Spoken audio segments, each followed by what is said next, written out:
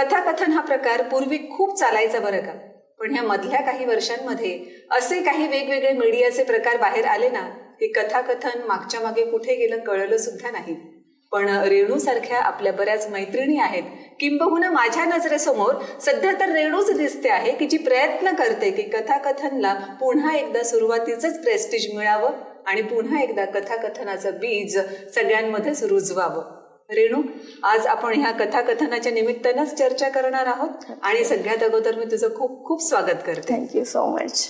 मला सांग बरं की ह्या कथाकथन या प्रकाराकडे की जो आता खूप मागे पडलेला होता त्याच्याकडे तू वळलीस कशी?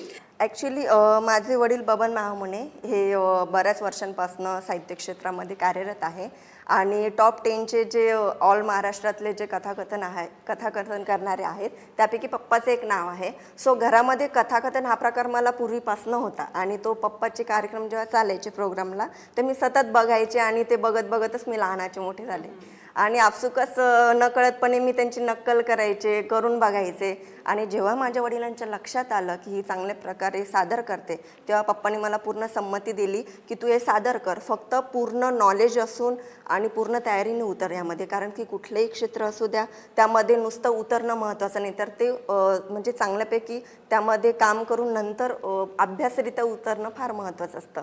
त्यामुळे मी साहजिकच मी या क्षेत्राकडे वळाले. म्हणजे घरचाच वारसा आहे. हो, पण सुद्धा एक साहित्यिक वारसा घरात असल्यामुळे कुठेतरी ते वाचनात तर होतच पण लिखाणातही हळूहळू उतरायला लागलं.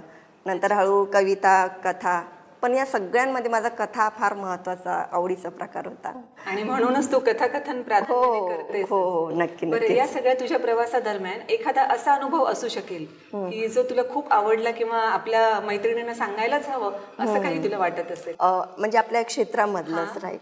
हो, फार अनुभव आहेत. कारण की जेव्हा आपण एक स्त्री म्हणून वेगवेगळ्या क्षेत्रामध्ये कार्य करत असतो तर बरेच असे क्षेत्र आहे की ज्यामध्ये पुरुषांची मक्तेदारी आहे. तर अशा ठिकाणी आणि त्यापैकीच एक भाग म्हणजे कथाकथन, ज्यामध्ये आपण पूर्वीच्या काळापासून तर आतापर्यंत बघतोय की मध्यंतरीच्या काळामध्ये पु ल देशपांडे, वपू काळे यांच्यासारखे जे दर्जेदार कथाकथनकार होऊन गेले आणि त्याच्यानंतर शंकर पाटलांच्या कथा खूप सुंदर आहेत. आणि या सगळ्या कथा जेव्हा आपण बघतो तेव्हा कुठेतरी मनात एक स्त्री म्हणून खंत वाटते की यामध्ये एक स्त्री कलाकार म्हणून का वाटत नाही कुठे काही. तर मी बराचसा अभ्यास केला की आता बऱ्याचशा आहेत महिला की आता पुढे येत आहेत, काम करतायत, पण तरीसुद्धा कथाकथन हा जो प्रकार आहे त्यामध्ये जे सादरीकरण नावाचा भाग असतो तो प्रॉपर होत नाही. त्याची खंत फार वाटते मला, ती व्हायला हवी असं मला मैत्रिणींना सांगावं असं वाटतं. ओके.